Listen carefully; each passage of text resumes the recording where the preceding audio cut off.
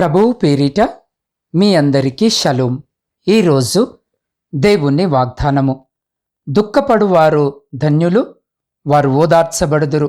మత్తయి సువార్త 5వ అధ్యాయము 4వ వచనం. ప్రియ సహోదరి సహోదరులారా, ఈరోజు ఈ వాక్యము వినుచున్న మీ అందరికీ మన ప్రియ రక్షకుడైన యేసు క్రీస్తు నామమున ఈ నూతన దినపు శుభములను వందనములను తెలియజేయుచున్నాను. ప్రిలారా, ఈరోజు ఈ వాక్యము వినుచున్న మీకు దేవుడు ఆదరణకర్తగా ఉండి మిమ్మల్ని ఆదరించాలని ఆయన మీ పట్ల కోరుచున్నాడు. అందుకే బైబిల్ ఏమంటుందో చూడండి.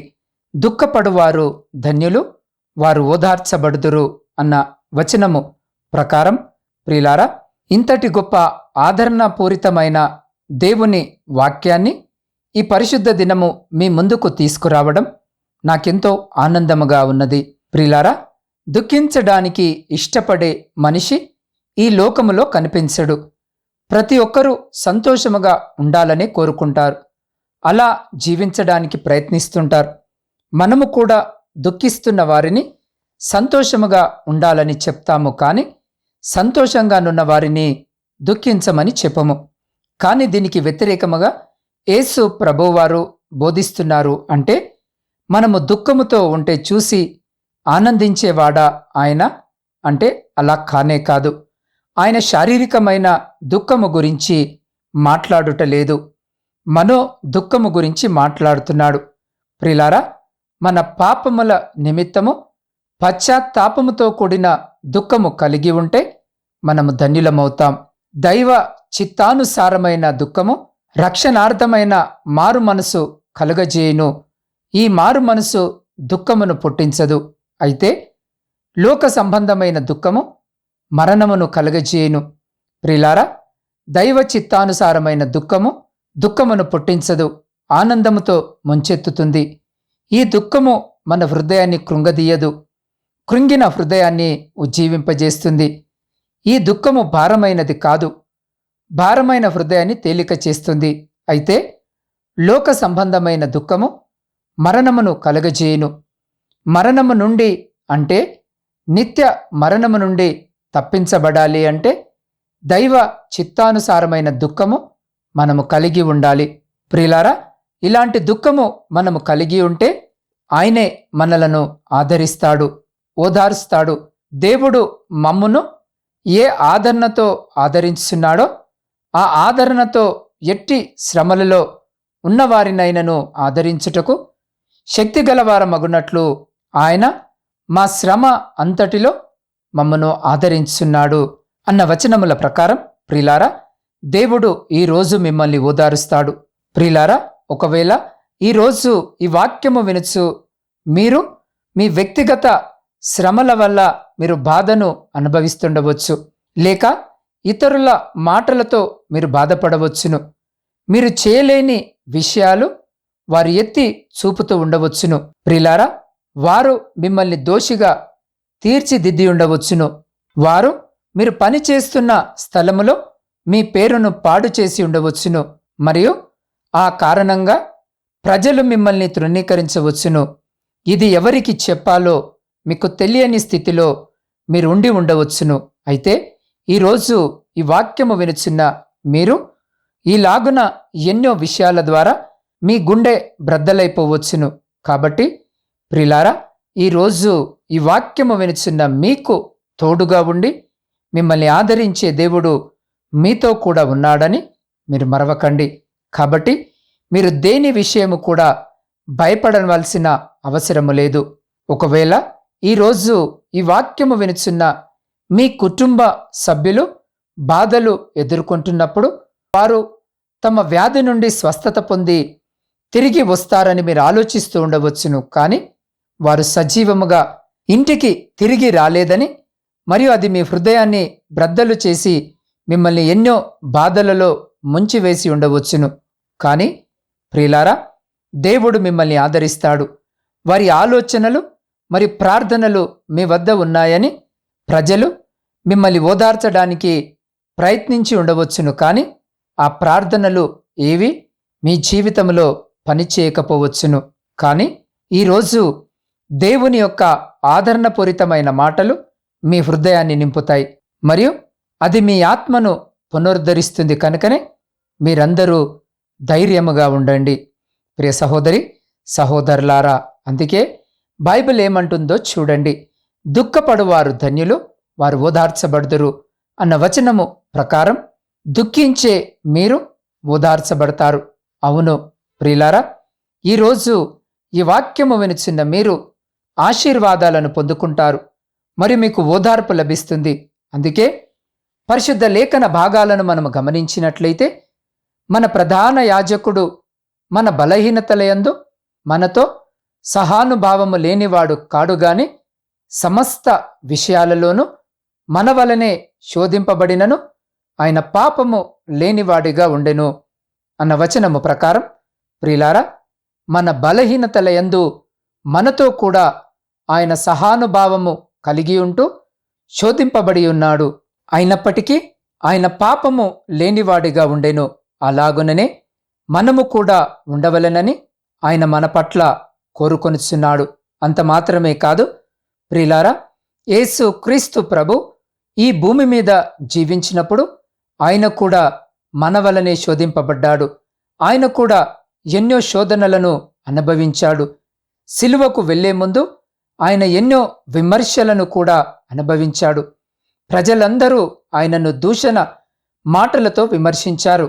అనేక మాటలతో ఆయనను బాధపెట్టారు. ఆయన తన శారీరక బాధతో కూడా మానసిక బాధను కూడా అనుభవించాడు. ప్రియులారా, ప్రజలు వీడు ఇతరులను రక్షించెను, తన్ను తానే రక్షించుకొనలేడు, ఇశ్రాయేలు రాజుగదా, ఇప్పుడు సిలువ మీద నుండి దిగిన ఎడల వాని నమ్ముదుము అని చెప్పారు. ప్రియులారా, ప్రజలు ఆయన ముఖము మీద ఉమ్మవేసి ఆయనను అవమానిస్తూ ఆయనను తిరస్కరించాడు.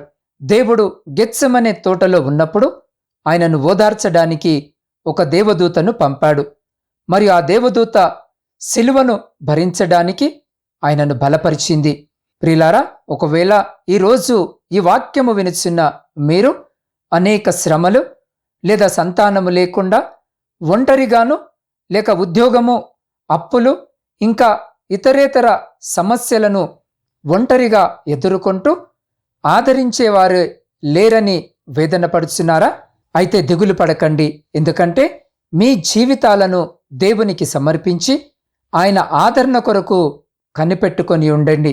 ఈరోజు ఈ వాక్యము వినిచిన్న మీరు దేవుని చేత ఓదార్చబడాలంటే ప్రియులారా, ఆయనకు మీ జీవితాలను సమర్పించుకొని దీనత్వాన్ని కలిగి ఉన్నట్లయితే దీనులను ఆదరించిన దేవుడు నిశ్చయముగా ఆయన ఈరోజు ఈ వాక్యము వినుచున్న మిమ్మల్ని కూడా ఓదార్చడానికి దేవుడు తన వాక్యాన్ని మరియు ఒక దేవదూతను కూడా మీ యొద్దకు పంపుతాడు.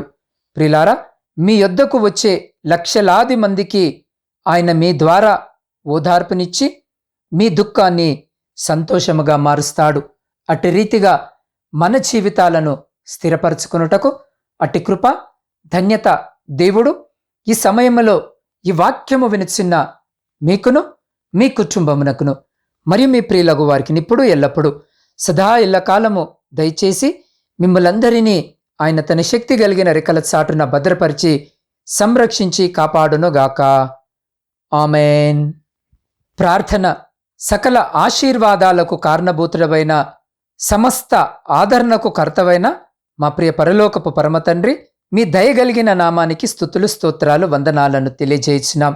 దేవా, గడిచిన వారమంతా మమ్మల్ని మీ కృపలో భద్రపరిచి మరొక శ్రేష్టమైన పరిశుద్ధ దినములోనికి మమ్మల్ని సజీవముగా ప్రవేశింపజేసి అయ్యా, మీ ఆలయములో చేరి మీ వాక్యాన్ని విని మా జీవితాలను సరిచేసుకునే గొప్ప ధన్యతను ఈ నూతన దినమున మీరు మాకు దయచేసిన విధానానికి మీకే కృతజ్ఞత వందనములను తెలియజేయుచున్నాం.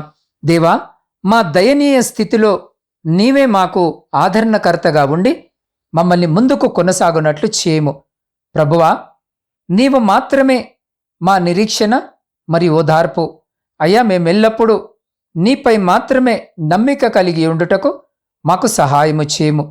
దేవా, మా విమోచన కోసం మరియు మా ఆదరణ కోసం మేము నీ వైపు చూస్తున్నాం.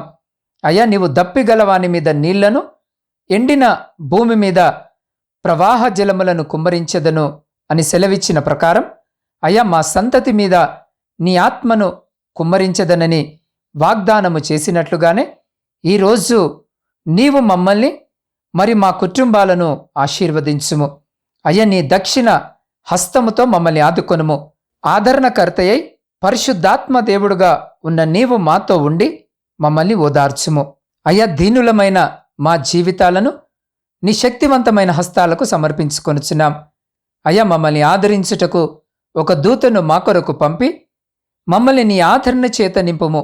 ఇంకను నీ యొక్క నూతన బలము చేత మమ్మల్ని నింపి మా ఒంటరితనమును తొలగించి అనేకులకు మమ్మల్ని దీవెనకరముగా మార్చుమని నీ పాద సన్నిధిలో వేడుకొనుచున్నాం.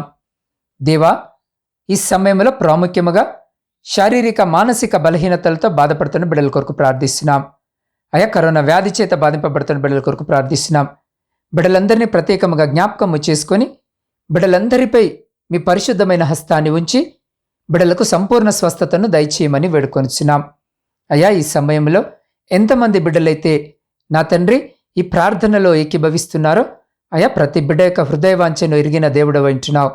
దేవా, ఏ బిడ్డ ఈ అక్కర ఈ అవసరత చేత మీ పాద సన్నిధిలో మోకరించి మీ వైపు చూస్తూ వారి ప్రార్థన మనవులను మీ పాద సన్నిధిలో పెట్టుచున్నారో ఆకాశమందు ఆసీనుడవైన గొప్ప తండ్రి, వారి ప్రతి ప్రార్థన మనవిని ఆలకించి వారి జీవితంలో కుటుంబంలో ఉన్న ప్రతి విధమైనటువంటి శ్రమ, దుఃఖము, ఆయాసము, లోటును తీసివేసి మీ సమృద్ధికరమైనటువంటి దీవెన ఆశీర్వాదాల చేత బిడ్డల జీవితాలను, కుటుంబాలను దీవించి ఆశీర్వదించి తృప్తిపరిచి మీ కృపలో భద్రపరుచుకొని ముందుకు నడిపించుమని సమస్త స్తుతి, ఘనత, మహిమ మీకే చెల్లించు మా రక్షకుడును మీ ప్రియకుమారుడైన యేసు క్రీస్తు దయగలిగిన నామమున ప్రార్థించి అడిగి పొందుకొని ఉన్నాము తండ్రి. ఆమేన్.